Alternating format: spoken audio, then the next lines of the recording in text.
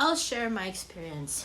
When I dreamt about our past life in Egypt, we were both females and we were, I would say, in the middle class. At that time, my twin was very spiritual at the time, and also but I wasn't as active compared to my twin. My higher self wanted me to remember the process of everything. So that's why I had to travel. That's why I was reminded of the past.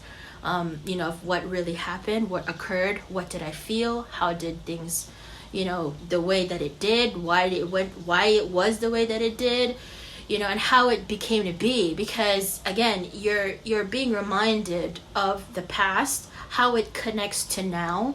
Why is your body the way that it is now is because of what happened in the past. There are many of you divine feminines who are suffering from these pains in your back, where it could be your neck, it could be your back, it could be your feet, your hands, and you don't know where it's coming from. You go to the doctor and it's completely fine. You get an x-ray, it's completely fine. There are many of you who hear like these ringing sounds in your ear, and you think, right? You think that there's something wrong, but you go to a doctor, again, nothing's wrong, everything's fine. So these occurrences are not just out of nowhere, okay? It's not by coincidence. It's truly purposely meant to cause an awareness for you to really self-reflect and ask yourself, why am I feeling this way? What the hell's going on? Is this even normal? So, you meditate, you do the meditations, you talk to your higher self, and then, of course, your higher self will show everything through deep sleep. And this is a process, because I cannot speak for all divine feminines. I repeat, I cannot speak for all divine feminines. Again, every divine feminine is different. So, however your higher self communicates to you, that's it. And it's 2:33. You see, I'm not making this up. You guys know I barely make videos, and when I do, they tell me, and the time is right there. So, again, those who are watching, the numbers, the angel numbers that you see, please check on it, okay? Read into it. It might most likely be pertaining and helping in regards to you, whatever your situation is. So, as a divine feminine, having go back to the past and reliving it, right, through deep sleep, and you literally, you feel like you're in it, I woke up one morning because I was feeling so much pain in my back, and in my deep sleep, reliving the past, reliving what has occurred, traveling back in time, I saw that the Egyptians did something to my back, literally cut my back. There was no anesthesia, there was nothing, okay? But my twin had the spiritual gift to, for me not to feel pain. She was awake at that point. Again, she was very actively spiritual, okay?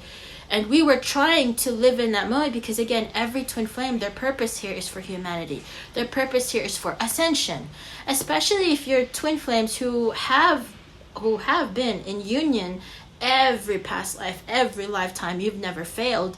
These are the type of twin flames who are truly okay? They're very progressive. So I would consider myself and my twin very progressive. We're twin flames who, we let our divine make the decision and we surrender to it. Whatever it is, if we have to go through pain, if we have to go through the separation, if we have to endure any kind of pain, it does not matter to us as long as we are together. That's truly what's in our heart. And our Father, our divine, knows that. So in every incarnation of whatever that has happened in our life, in our past life, we have taken that with us. Our soul carries that. So whether I'll speak to myself, whether I am in low vibration or in high vibration, or whether or not my twin and I are in union or not, right? Let's just say, knock on wood, let's just say it's a different situation, right? It's a different scenario. If that was the case, it would still not matter. It would not matter because of the fact that our soul has already embodied it. What does that mean? So I and my twin have taken it with us for many lifetimes that this this is part of our contract. You see what I'm saying? Every twin flame is different. What you have put in your union, how you will be in union, what's your purpose as a twin flame separated from humanity is different, because every twin flame is different. So speaking through me and my twin, through our experience in our many lifetimes that we've relived, we have embodied that in our soul, deep in our soul, that no matter what, the divine will take control, and we will be the ones who will just fulfill whatever needs to be fulfilled. And as long as we are together, as long as that we see each other again, as long as that we are able to be with each other, it doesn't matter for how long, as long as that we meet each other again. And it's still in deep in my heart, no matter what happens, I'm happy that I've met my twin again, in this life. And God willing, in the next life to come, if ever that it's in his will that it happens, then we will continue, because this is our purpose. This is why he made us, right? It's not truly, and this is the thing that I don't like about YouTube community in regards to when they talk about twin flames. It's so egotistical, because there's a lot of people who say that, well, you're an ascending master, you're a twin flame, you have every right to take control because you're powerful, right? But let me correct, you're not powerful than the one who created you. That's hypocritical. Yes, you are a twin flame. Yes, you're an ascending master, just like our Lord Jesus Christ. But it does not mean that you are similar or comparable to our Lord Jesus Christ. In regards to spirituality, there is nothing to compare. There is nothing that's above or below. There is nothing in between. Okay? That's why it's so difficult to mold practicality and spirituality. That is why that is the embodiment of the twin flames. You have divine feminine, who's the spiritual side of it, and then you have divine masculine, who's the practical side of it. You cannot mold it together if what's here in the heart is not balanced. So we go back, right? Let's go back to the purpose of traveling in time and traveling back to your past, of your past experience with your twin. Well, again, it's to remind you. It's to remind you that these are the challenges that you both faced. These are the things that you both went through. And that is why it's called unconditional love. Imagine if you woke up one morning and you realized that you lived a lifetime of regret. One life of regret with your twin. However you treated your divine masculine, however you treated your divine feminine, and I'm speaking to divine masculines. However you treated your divine feminine in that past life, your higher self is always awake.